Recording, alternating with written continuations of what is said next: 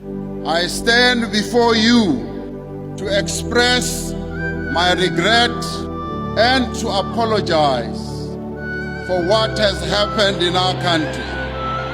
In the lead up to the planned anti-immigration protests in South Africa, I've been seeing a huge amount of misinformation online. Although much of it is framed around undocumented migrants, I've also seen hostility directed at foreign nationals more broadly. And as a doctor and public health practitioner, I wanted to add some context. I've worked in the public sector across 4 provinces on and off for the past decade. In my own experience, foreign nationals have made up a small minority of the thousands of patients I've seen. I completely understand why people are frustrated. Unemployment is high, public services are under pressure.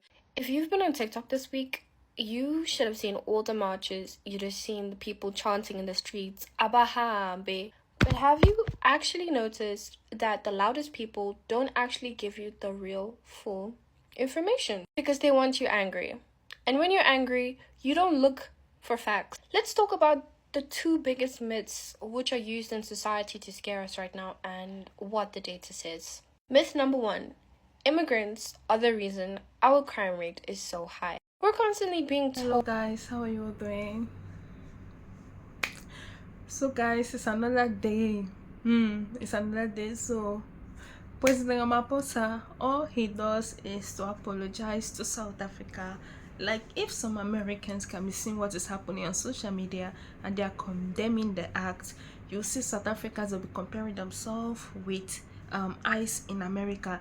According to South Africans, they say ICE is a recognized agency that tackles immigration in South Africa. So why would you compare ICE with March to March movement? March to March movement, according to the South African, they say it's a vigilante group. It's not even recognized by the government. To be honest, President Ramaphosa keeps telling the world that South Africans are not against Africans, but the actions are different. The actions are really, really different.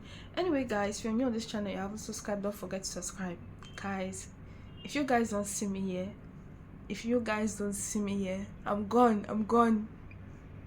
I made the first video. I told you guys I just got a strike from a Ghanaian, from a Ghana TV like that, Ghana Joy TV. Oh my god, I'm nervous. I got a strike from Black Joy TV. You know, 2 minutes ago, I've gotten another one again. Oh my god. This I can even say this second one is even nice. Because this second one asked me to delete the video in 7 days.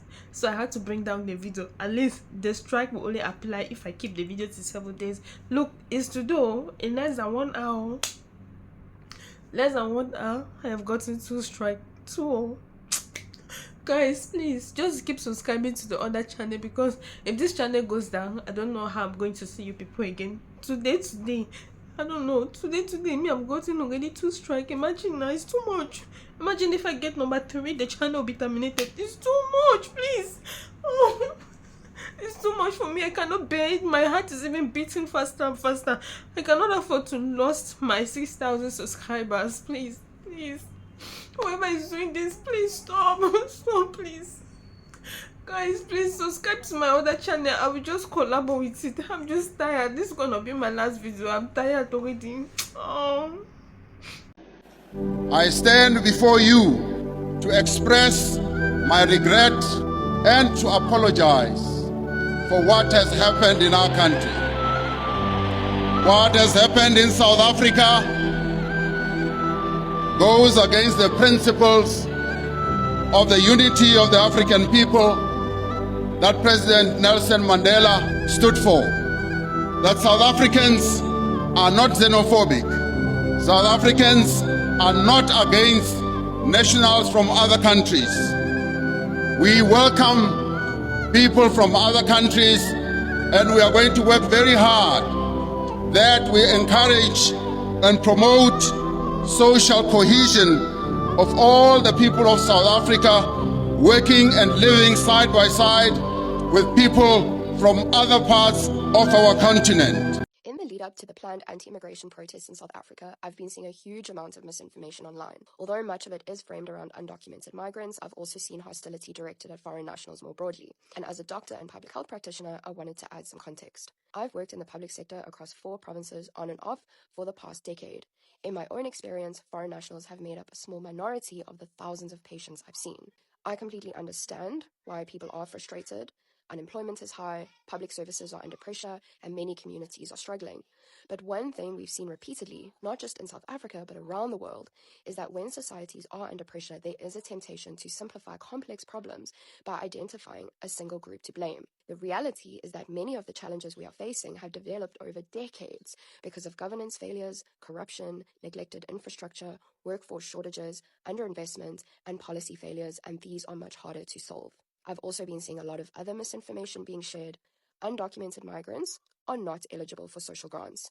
And while immigration systems do need to function effectively, many people spend months or even years navigating documentation processes because of delays and backlogs at Home Affairs. Now, from a public health perspective, my biggest concern is what happens when people become afraid to access healthcare because they fear discrimination or violence. When people delay seeking care, illnesses are diagnosed later, infectious diseases can spread further within communities, treatment is delayed, and outcomes are worse, and the health systems ultimately come under even greater pressure. None of this means that undocumented immigration or illegal activity should be ignored, but no one should be subjected to violence. If you've been on TikTok this week, you should have seen all the marches. You'd have seen the people chanting in the streets, Abahambe. But have you actually noticed that the loudest people don't actually give you the real, full information? Because they want you angry. And when you're angry, you don't look for facts. Let's talk about the 2 biggest myths which are used in society to scare us right now and what the data says. Myth number 1. Immigrants are the reason our crime rate is so high. We're constantly being told that illegal immigration is driving the South African crime rate, but according to the official Department of Correctional Service data, undocumented immigrants only make up 2% of the prison population. Unfortunately, our terrifying crime rate is fueled by inequality, systemic poverty, and weak policing, not by the 4% that has moved here from neighboring countries. Myth number 2. Foreign-owned sponsorships are intentionally poisoning our communities. The fake WhatsApp voice notes that are intentionally put out there saying they are poisoning our kids is pure misinformation. The real tragedy here is the failure of the municipal health inspections and the illegal rat poisons that are being sold in our streets right now. And the reason for illegal rat poison is because trash collection is failing. And guess what? When these foreign-owned shops are forced to close down, they affect the whole community. They lose access to affordable food within walking distance and the informal credit lines that they get access to throughout the month. When we point fingers at the poorest and most vulnerable people, we are letting the real culprits off the hook here. Be angry about crime and be angry about food safety, but direct that energy towards demanding better governance, proper municipal service delivery, and real police accountability. Let's stop fighting the wrong battle and actually keep it factual. I'll just do my conclusion like this, guys. What should I say? I just wake up this morning, only bad news keep following me the whole of today.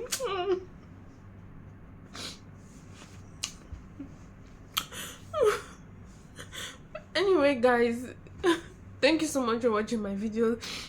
Please, you guys should keep subscribing to my other channel, okay? You guys should keep subscribing. Getting too striking, there's too much, and I cannot take this, please.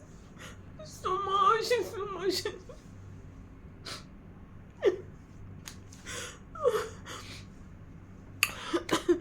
Guys, thank you so much for watching my videos. Don't forget to subscribe. You guys can help me by subscribing to the other channel, okay? Subscribe.